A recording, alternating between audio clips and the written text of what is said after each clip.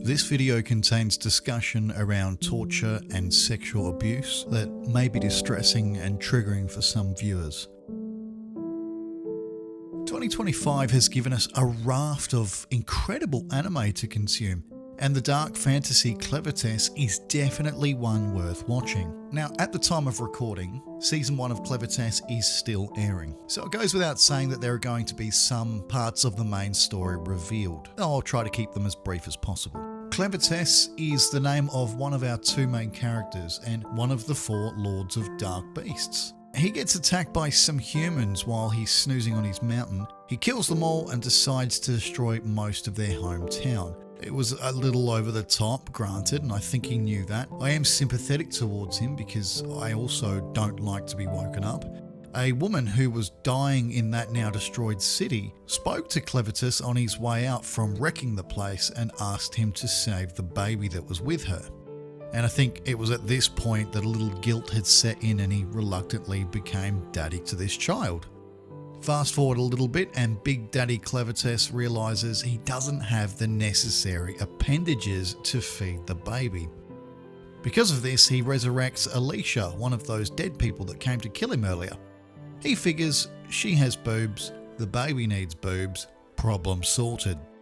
Not quite. Alicia, our second main character in this story, enlightens our Lord of Dark Beasts and they all go in search of a wet nurse, which is a woman who has the ability to produce milk and who uses that milk to feed children who are not her own.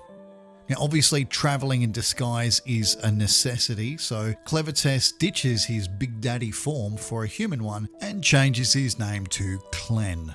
Terrible name. Important to note as well, he took on the role of foster father to better understand humans who he currently still despises.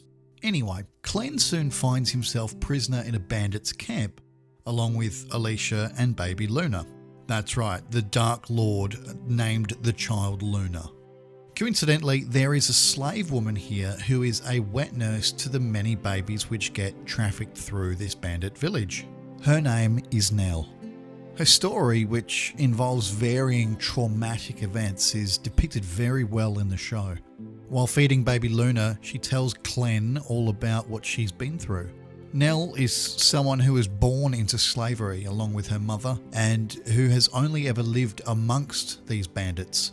She's endured a lifetime of being constantly sexually abused and tortured, and sadly she's lost many children of her own in the process. She can't hear out of one ear and she's missing many of her teeth from the years of physical abuse.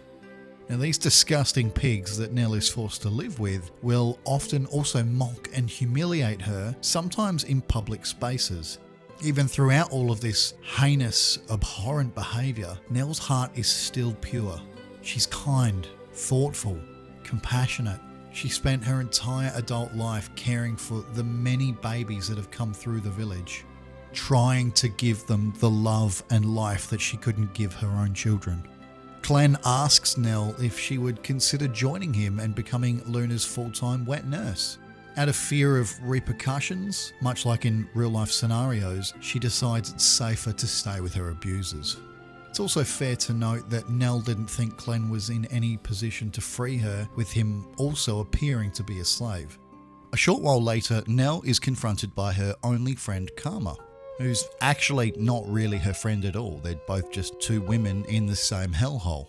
Karma notices that Nell is smiling even though she has a black eye, and she wants to know why. Naively, Nell asks about the outside world and reveals that Clen had made her an offer that she had rejected. Karma then flies into a rage and hits Nell. The pair are overheard by the bandit chief, whose name I don't even remember. Let's call him Wanker. Now Wanker doesn't like all this talk of leaving and takes Nell down into an underground cave to feed her to his pet troll Betty. Clen finds out about this and goes down to intervene. Unfortunately, by the time he arrives, she's already been swallowed whole. Now Clen's identity may be secret to humans, but this troll knew what was up. After Betty the troll barfed up a half-eaten Nell, Clen went to confront Wanker. Sadly though, Clen's tiny little human body wasn't up to that task, and after Wanker sprinkled some magic in the air, Clen got bashed up by Betty the troll.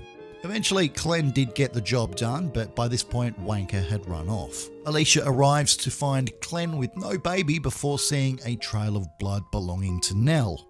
Nell, who has body parts either torn or missing completely, has latched onto Wanker's leg in a final superhuman effort to stop him taking baby Luna.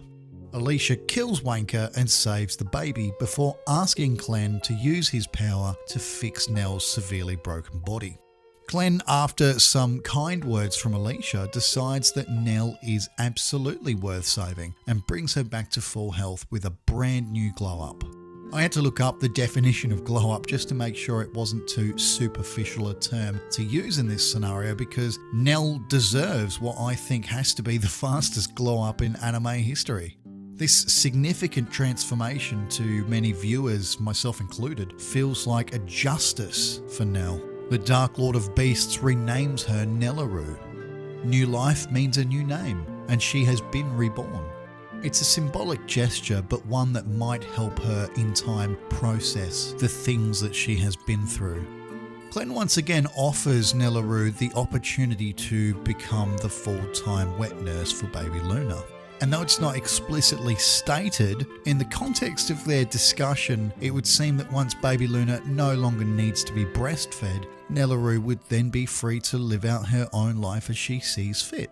It's a little weird to make a video like this so early in the first season of a show before it's even finished airing. But I think the consensus is so great that Nell deserved so much better that when she finally got some justice, it was worth celebrating. I really hope there's no dark twists coming. I know how these shows can be.